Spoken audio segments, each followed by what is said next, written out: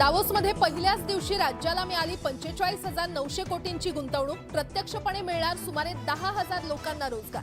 मुख्यमंत्री एकनाथ शिंदे आणि उद्योग मंत्री उदय सामंत यांच्या उपस्थितीत सामंजस्य करार।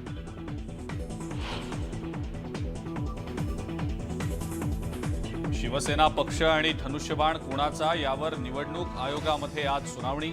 धनुष्यबाण चिन्ह कुणाच्या पक्षाला मिळणार याकडे सगळ्यांचं लक्ष।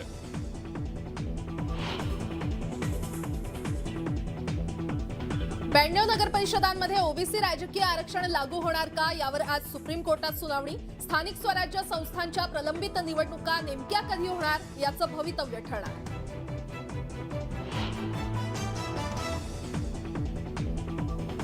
मुंबईतल्या प्रभाग रचनेवर आज पुन्हा सुनावणी। प्रभागांची संख्या 236 वरून 227 करण्याच्या शिंदे फडणवीस सरकारच्या निर्णयाला ठाकरेंच्या पक्षाचं कोर्टात आव्हान।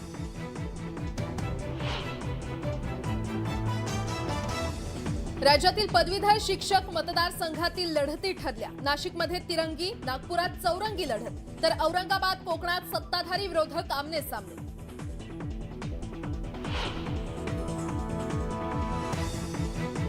चौकशीसाठी नव्हे तर माहिती देण्यासाठी गेलो होतो। इक्बाल सिंग चहल यांची ईडी चौकशीनंतर माहिती। कोविड काळातील कंत्राट घोटाळ्याचे आपण तक्रारदार असल्याचंही केलं स्पष्ट।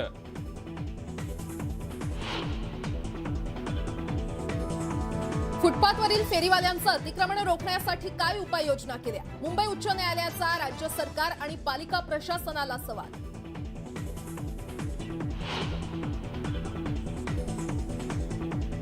महाराष्ट्र केसरी कुस्ती स्पर्धेतील पंच मारुती सातव यांना धमकी। मुंबई पोलीस दलातील शिपायानं धमकावल्याची तक्रार।